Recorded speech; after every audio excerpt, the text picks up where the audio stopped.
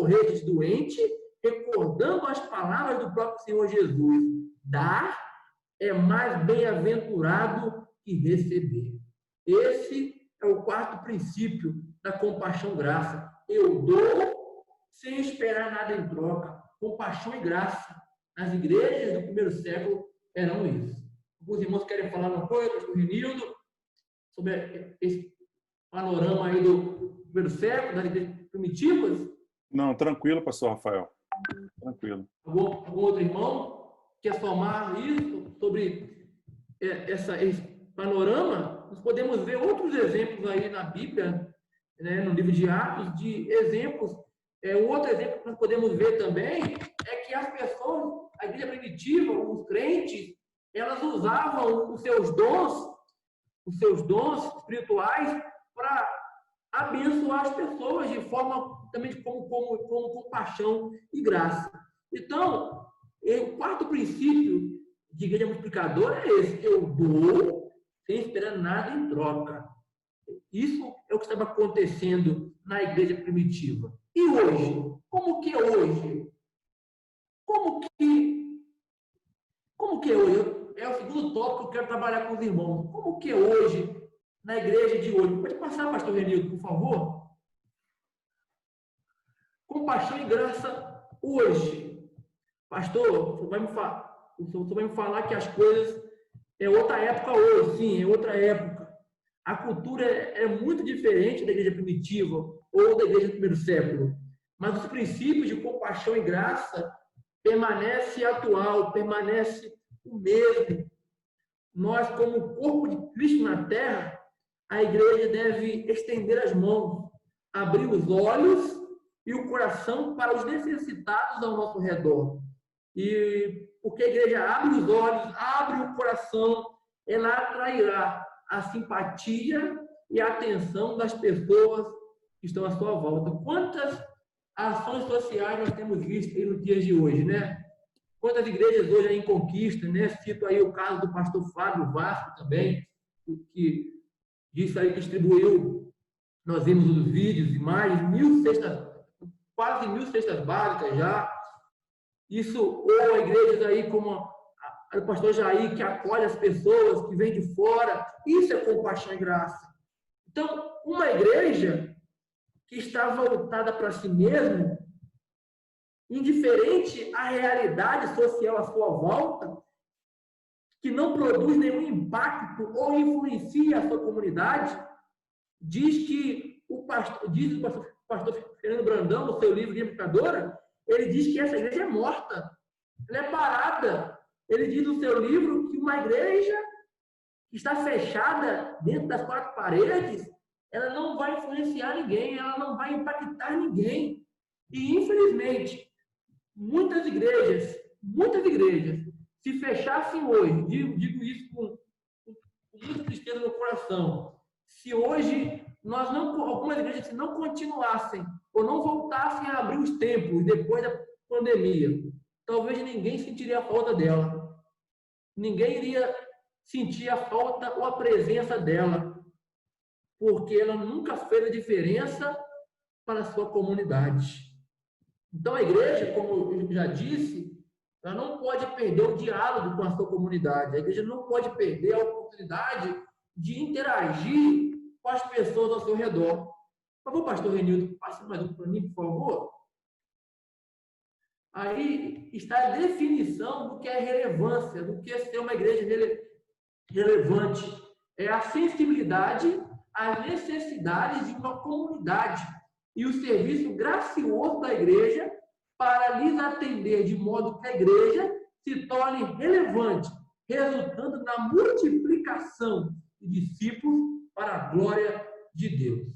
Então, nós precisamos entender de que maneira a minha igreja, aqui em Barra da Chiva, em Ituaçu, em Vitória da Conquista, onde quer que seja, de que maneira a gente possa usar os princípios vividos para a igreja do Novo Testamento aqui e agora. Como encarnar a realidade que nós vimos na igreja primitiva em pleno século XXI, Pastor Henrique, por favor, passe mais um pouco, por gentileza. Como ser uma igreja relevante na comunidade?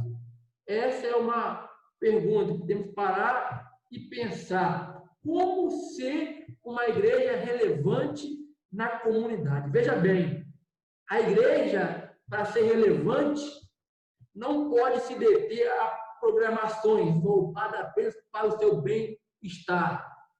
Para ser relevante, a igreja não pode se deter apenas em programações para os fiéis, para os membros. Mas a igreja deve estar atenta às pessoas de fora do templo, da comunidade, exercendo influência ao seu redor.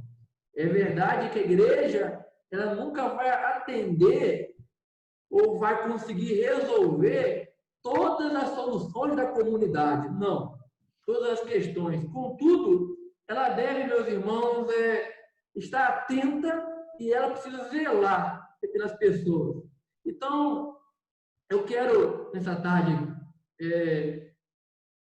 informar ou passar algumas dicas ou alguns passos que devem ser percorridos por todas as igrejas e por todos os crentes para que as ações de compaixão e graça se repercutam e, consequentemente, também tenham uma grande multiplicação em discípulos. Por favor, pastor Renildo. Então, o primeiro passo, por favor. Então, o primeiro passo para sermos uma igreja relevante na comunidade é demonstrar interesse pela comunidade. Se eu quero que a minha igreja seja relevante, está aparecendo aqui, já não vi.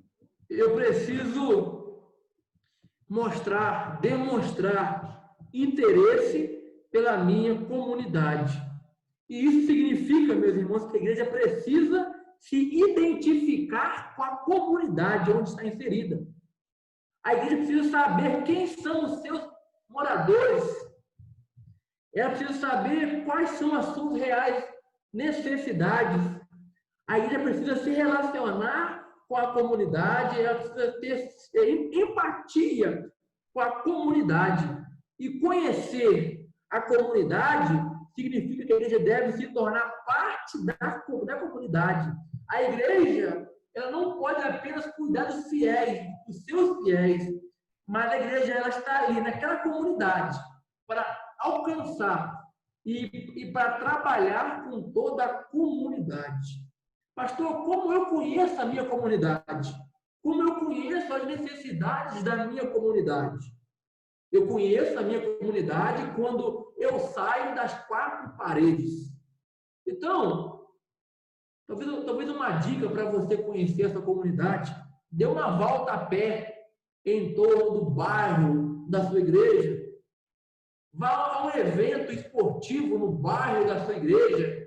Talvez há uma quadra de esporte ali, onde, vez por vez, tem alguma atividade esportiva ali. Vá, sente ali, veja como as pessoas agem, interagem, se comportam.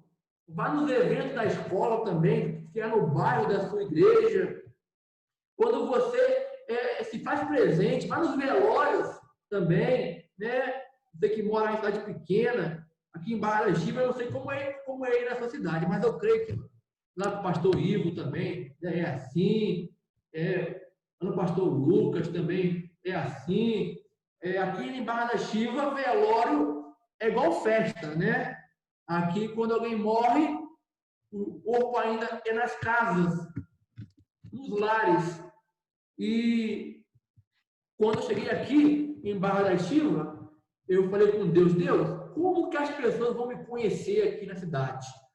Como que as pessoas vão saber que eu sou o pastor de Barra da Chiva? Como que as pessoas vão saber que eu sou o missionário na cidade? E aqui o velório é tão comum as pessoas irem nos velórios, que aqui o povo assa carne de madrugada, bebe a cerveja, a cachaça de quem gosta de tomar pinga. E um dia eu estava no velório, né?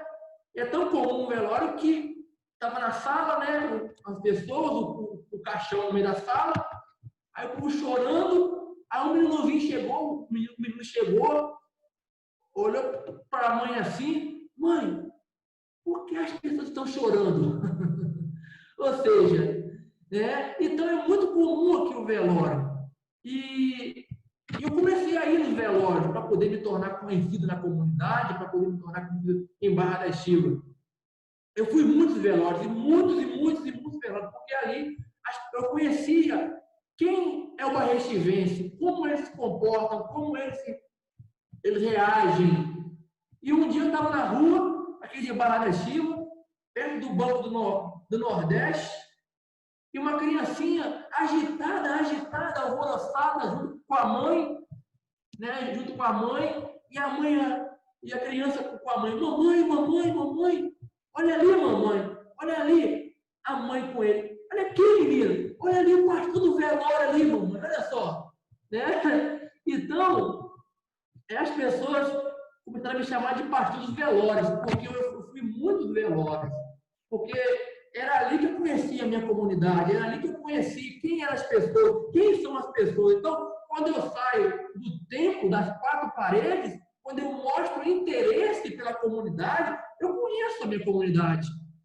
E o pastor, os líderes, os membros da igreja devem se interessar pela comunidade, conhecer as suas características, as suas necessidades, e devem aproveitar todas as oportunidades para servir o seu povo. Pastor, volta para mim, por favor.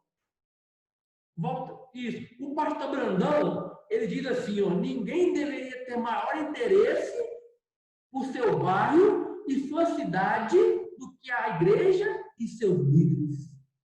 Olha isso. Pode passar, pastor, por favor, novamente. Então, o segundo passo, ou uma segunda dica, é a oração.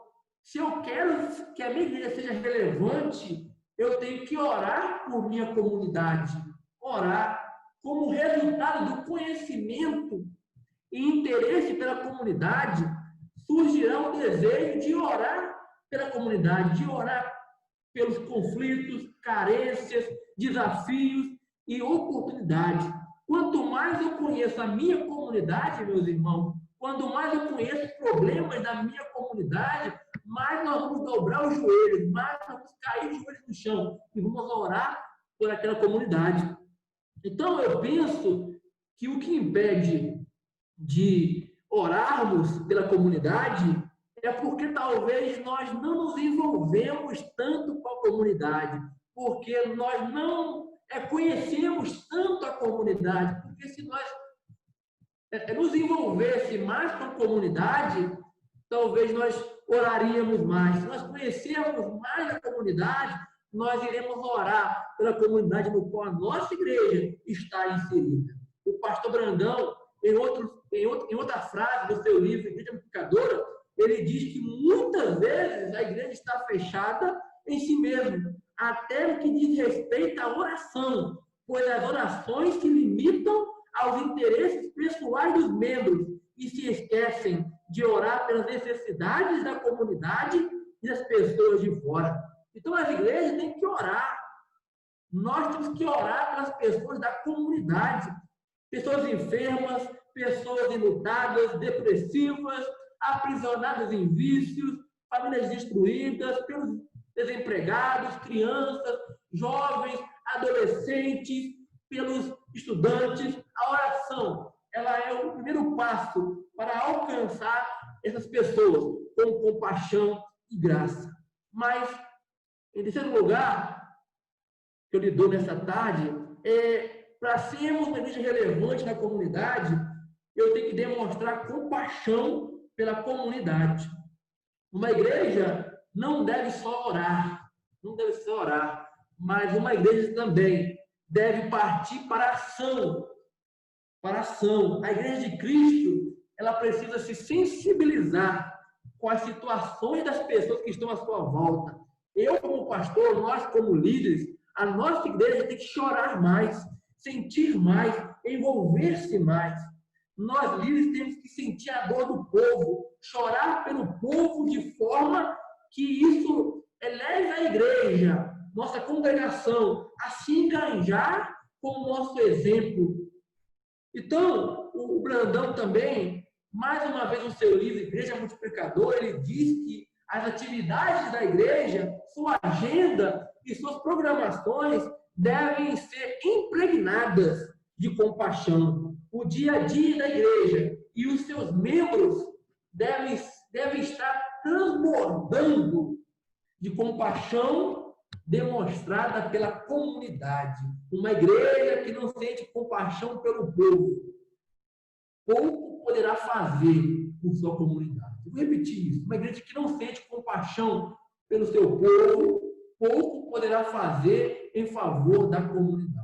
Mas, em quarto lugar, um quarto passo, uma quarta dica que eu lhe dou para que possamos ser relevantes é que eu preciso me envolver com a comunidade.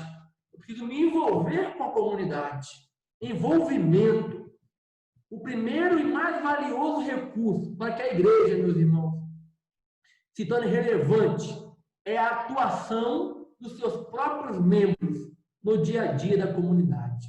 Além disso, a igreja, como um todo, deve se envolver e buscar soluções para as demandas da comunidade. E, por fim, e um quinto passo, não tem aí, né? Mas tem sim. Eu preciso desenvolver projetos. Pode passar, pastor, por favor. Eu preciso desenvolver projetos e iniciativas que vão impactar a comunidade. Quais são os projetos? Quais são os projetos que nossas igrejas têm desenvolvido? Ou quais são os projetos que a nossa igreja pode desenvolver para alcançar a comunidade, seja de Barra da Chiva, seja de Ituaçu, seja de Conquista, ou onde for, ou Piripá, como está aí, Pico de Piripá, ou Planalto, ou Poções, enfim, quais são os projetos? Então, eu quero compartilhar com os irmãos algumas ações de compaixão e graça que a PIB de Barra da Chiva tem desenvolvido ao longo desses últimos 2 ou 3 anos. Pode passar, pastor, por favor? Pode passar. Então, algumas dicas, ó. Educação, saúde, esporte, profissionalização, assistência social, dependência química, são meios que nós podemos impactar a comunidade. São algumas dicas aí para desenvolvermos.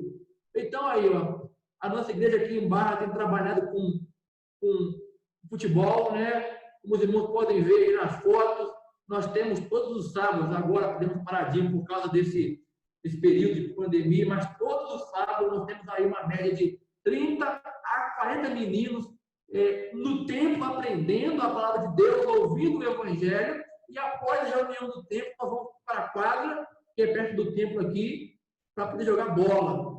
Então, o futebol é uma ferramenta aqui em Barra da Chiva como meio de compaixão e graça para alcançarmos a nossa geração, a futura geração. Pode passar, pastor, por favor.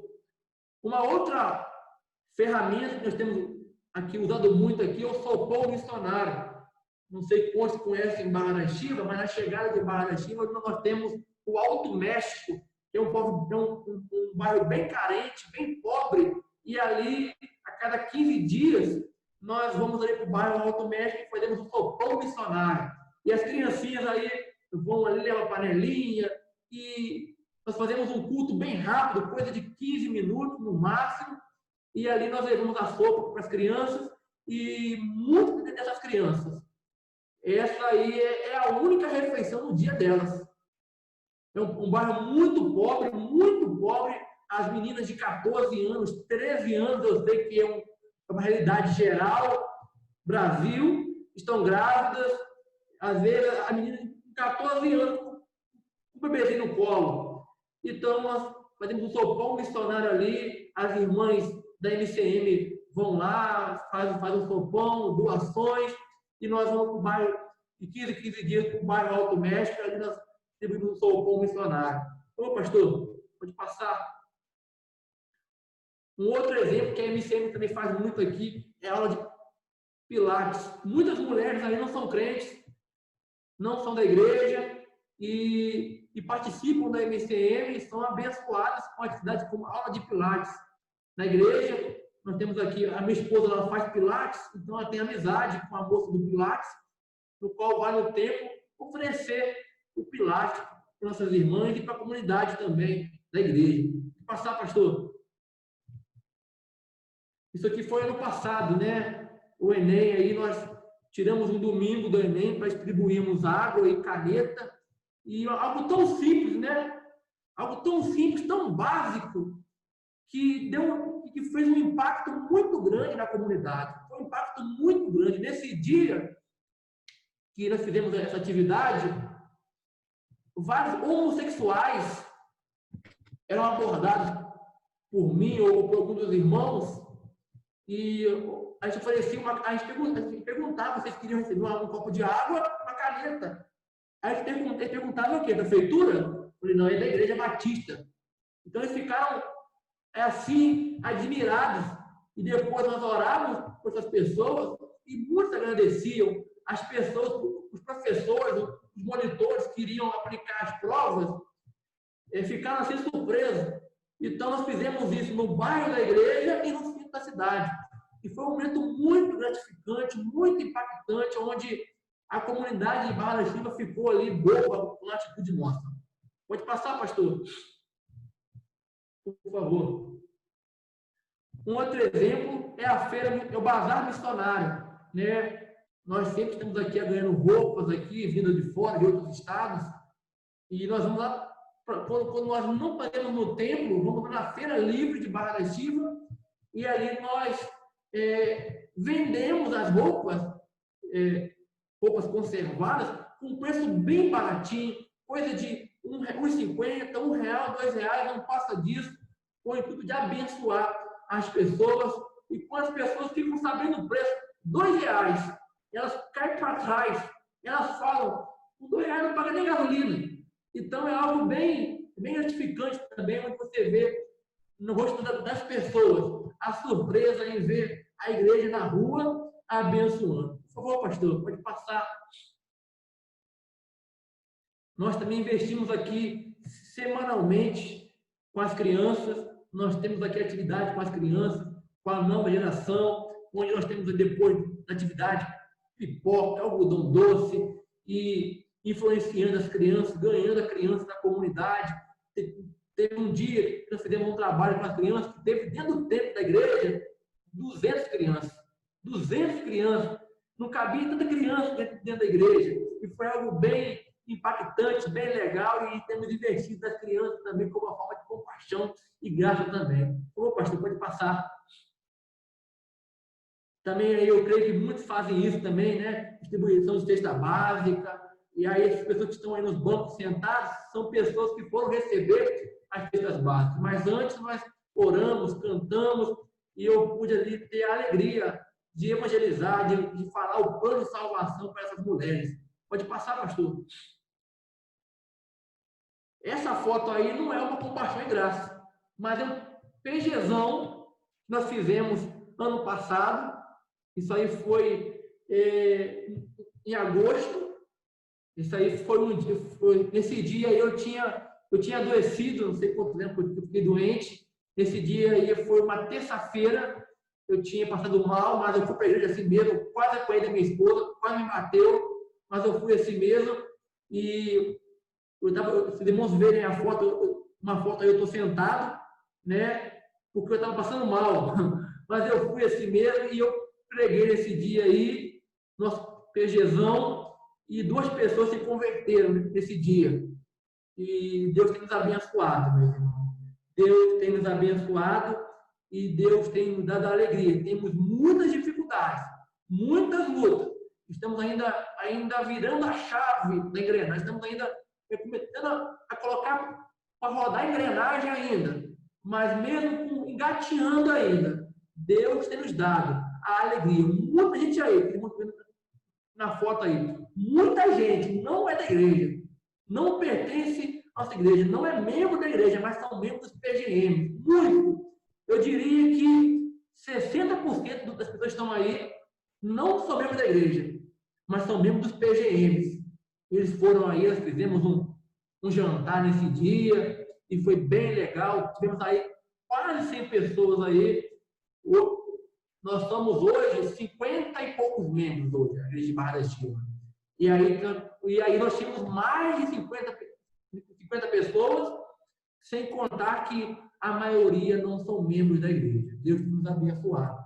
Eu queria encerrar a minha participação. Pode passar, pastor, por favor? Não, pode passar.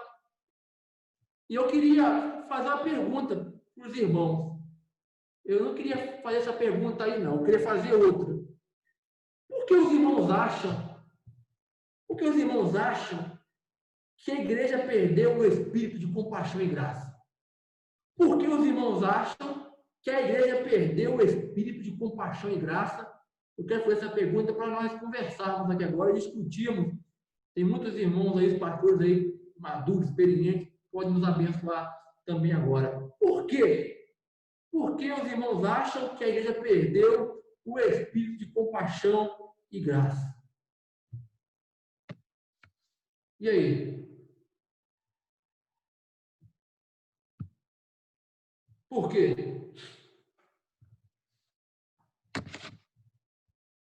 Eu sei que muitas vivem esse princípio, eu sei, mas também eu sei que muitas também não vivem, né?